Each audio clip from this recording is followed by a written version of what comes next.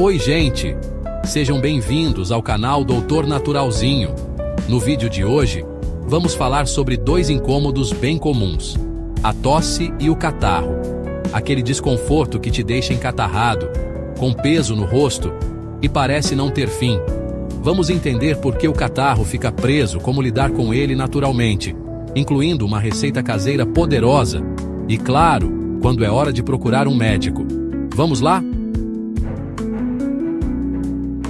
Você sabia que nosso corpo produz, em média, 700 mililitros de muco por dia? Pois é, ele é essencial para proteger nossas mucosas. Mas às vezes ele fica preso em lugares como seios da face, pequenas cavidades no crânio que produzem muco.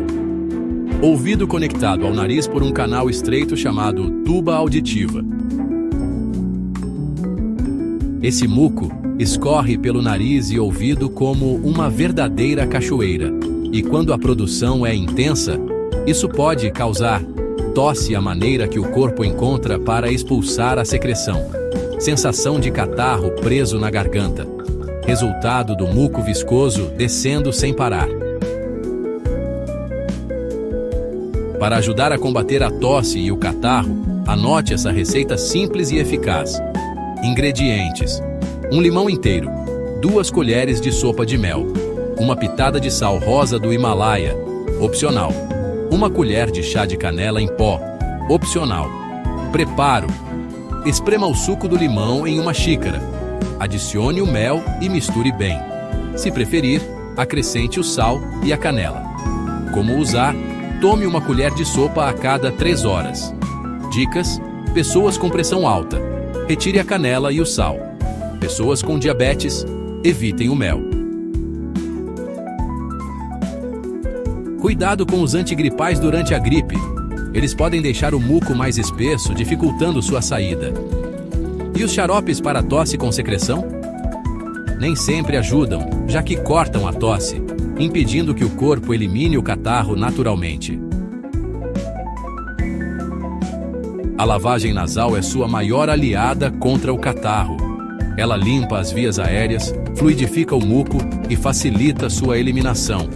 Lembre-se de não assoar o nariz com força, para evitar que o muco vá parar no ouvido.